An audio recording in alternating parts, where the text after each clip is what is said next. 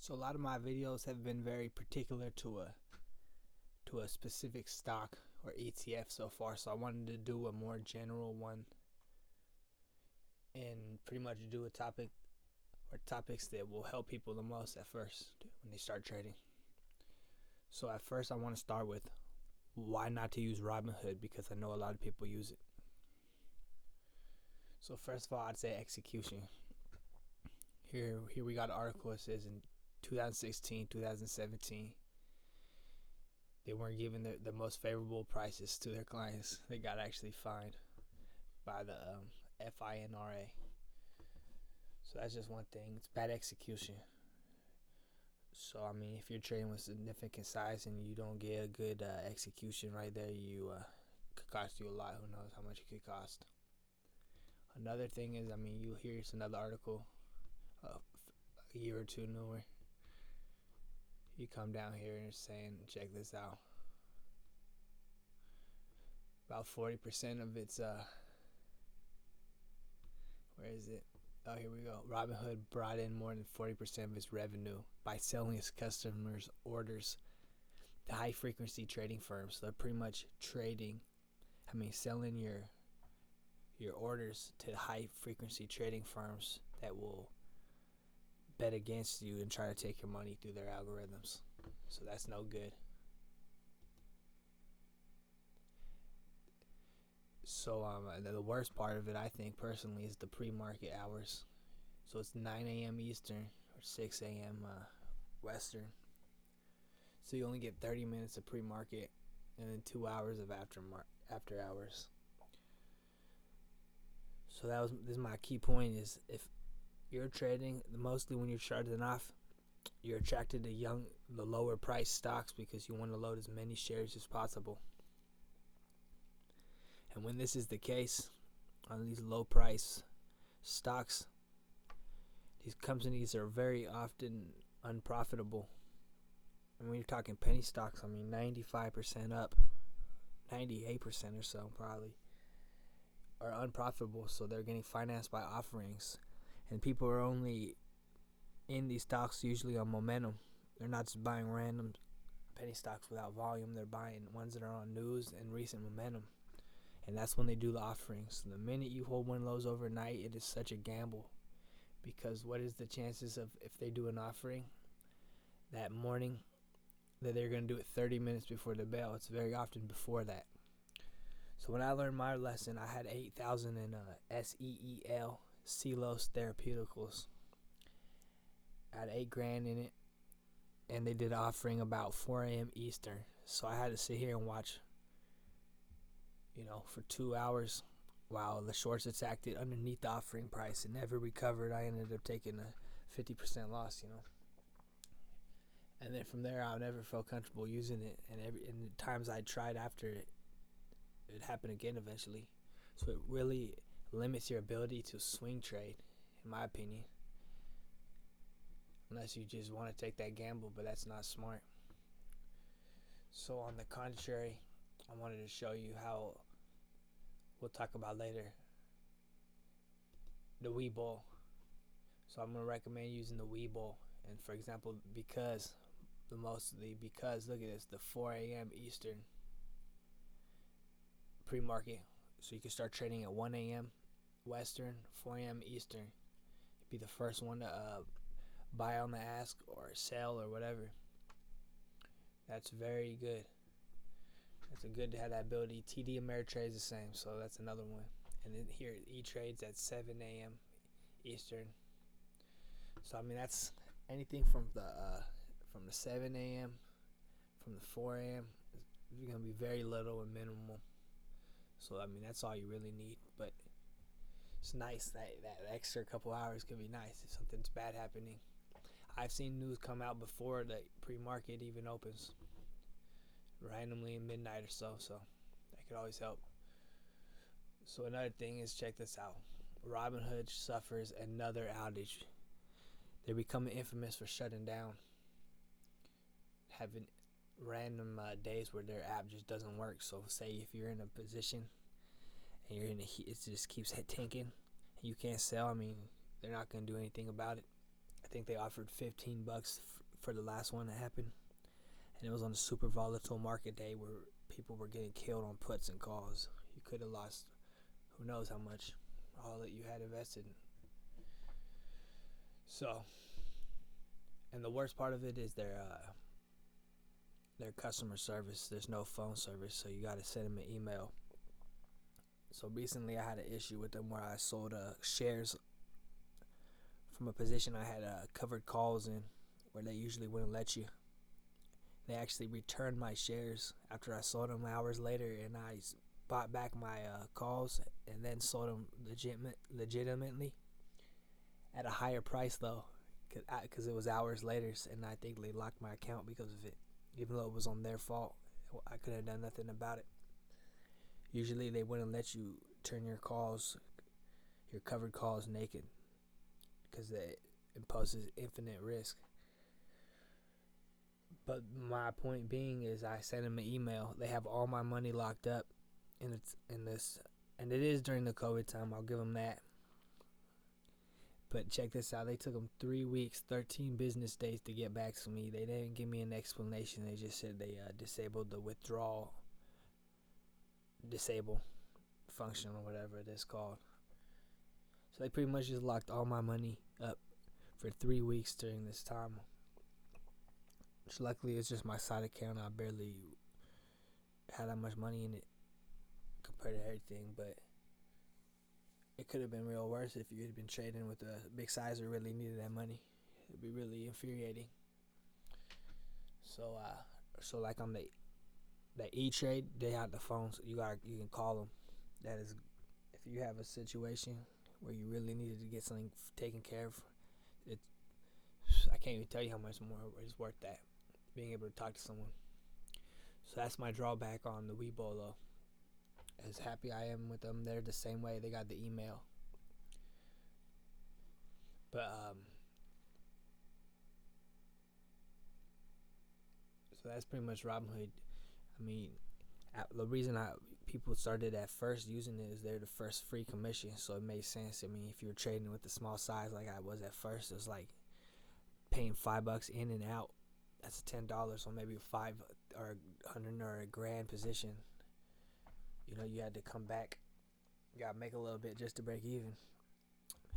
So it was attractive from the outside. But now that there's commission-free trading, there's really no reason to be using this. The only way I'd have any reason to use it is maybe a small count options. Their options aren't that bad. There's better ones elsewhere, but and I'd say that the interface and the app is very user-friendly and it's easy. So even when I'm trading on these on the etrade and the webull and on the TD ameritrade, I still will look at my Robinhood for quick, watch list, just watching stuff quickly. Also, the ask and the bid, if you have the level 2, which I paid for, I used to, it's horrible. It never matches up with all the other ones. All their information's wrong, the market cap, that type of stats on there. So that's worth noting. Don't ever take those real. Look through the SEC filings, or at least a more legitimate site. So besides Robinhood, let's go what I think you should do. You get the webull for that pre-market hours, the extended hours.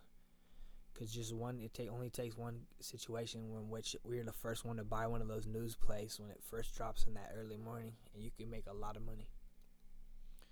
So that's a good one for your phone. It has a very user-friendly app, and it's getting better with the options. Ideally, you use the etrade. I've been using etrade, but I've slowly, over the last 4 or 5 months, I've converted over to webull. I'm trying to use it because I like to be able to have all my money consolidated in one account now. But because I learned to trade on the etrade Pro, this is what I use. So I would suggest anyone gets an etrade Pro, gets an etrade and the etrade Pro or a TD ameritrade with the Thinkorswim platform or whatever. It's similar. It's pretty much just a preference, I'd say. And this is what you'll use for your charts for all the technicals. I mean, this has everything you need, possibly.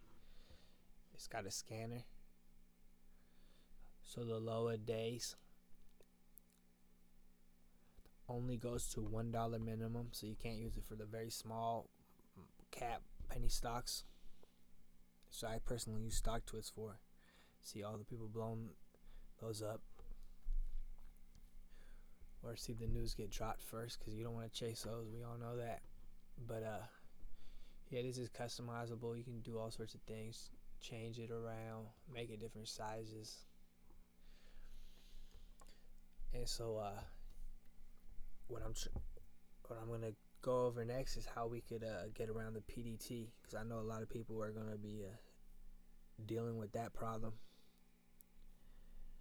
And when I was trading at first under PDT, it influenced my trading a lot, and it made me enforce a lot of bad habits, because I wanted to always maximize those day trades, those 3 day trades on the 5 days.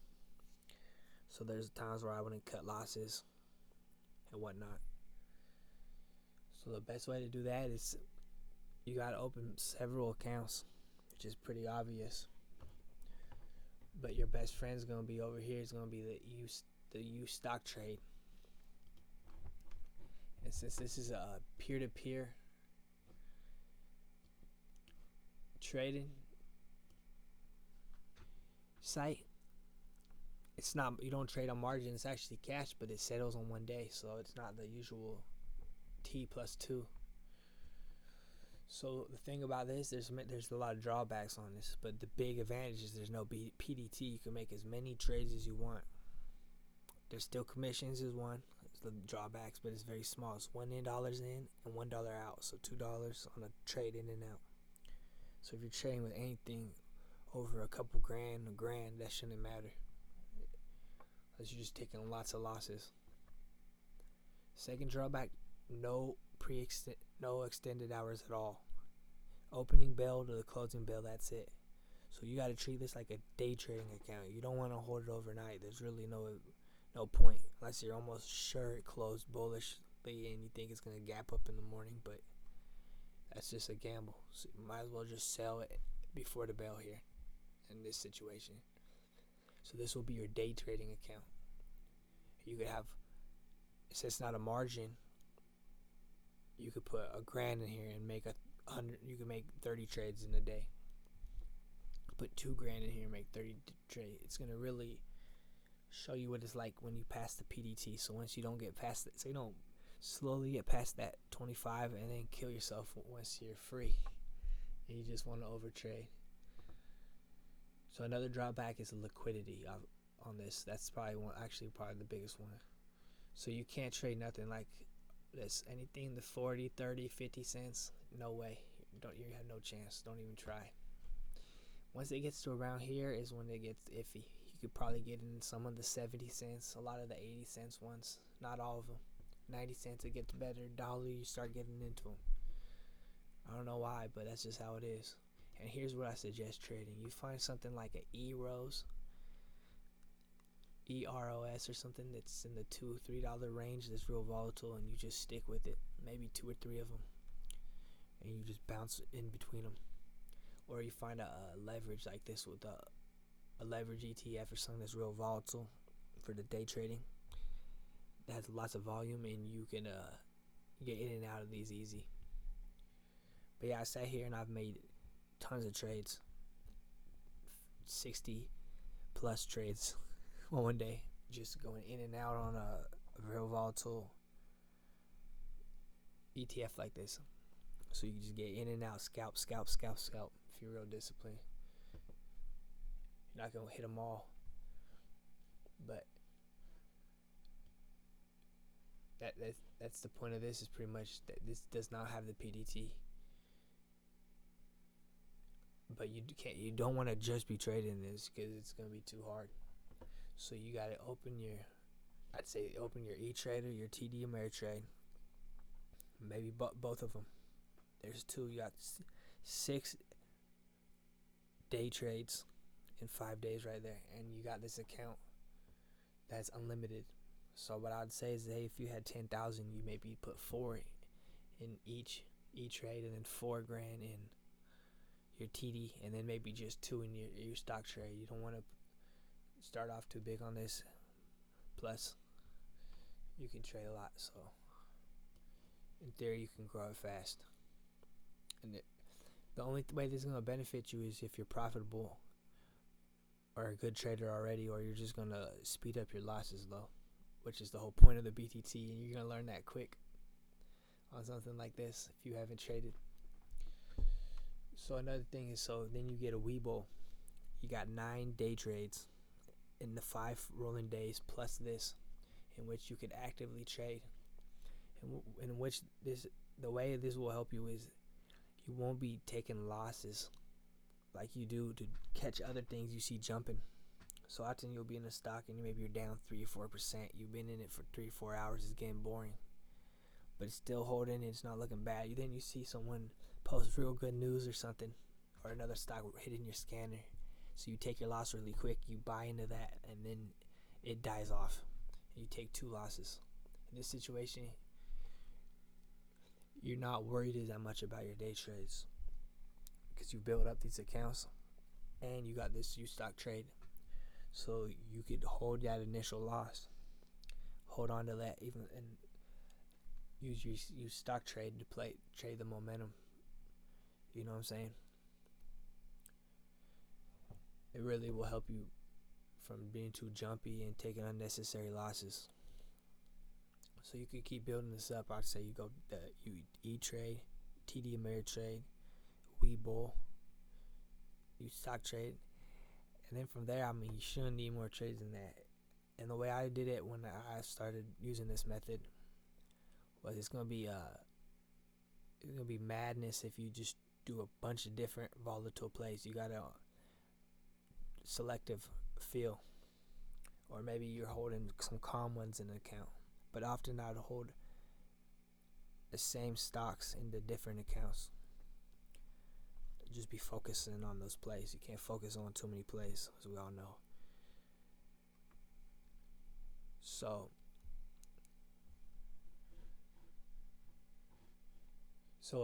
this ustocktrade, I mean, it's not too. It looks very basic, but it works. I mean, there's some strategies to get out. You could put some trailing stops and all that. Honestly, strategy, they don't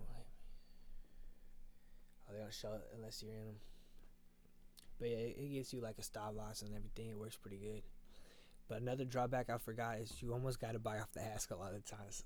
Unless it's one of the, a lot of these plays I found that you have to be really patient on the bid. It'll hit you last on the bid. You're like the last in line on that bid. So it has bad execution. So it's almost like it's like a Robinhood with un-PDT, with worse execution. So you gotta understand this is a double-edged sword, and you gotta play this right. And you don't want to sit here and revenge trade all day and start adding up your losses here. So be careful here. But this right here, at the same time, can really save you and help you out. And while you're using this, typing your stuff out, and it's really easy to get your orders ready and just click, be out. You're using your TD Ameritrade charts and your etrade always. You can't trade just with that, obviously. Same with webull. I mean, when I'm using my webull, I'm sitting here all day on my etrade, using my charts that I'm familiar with.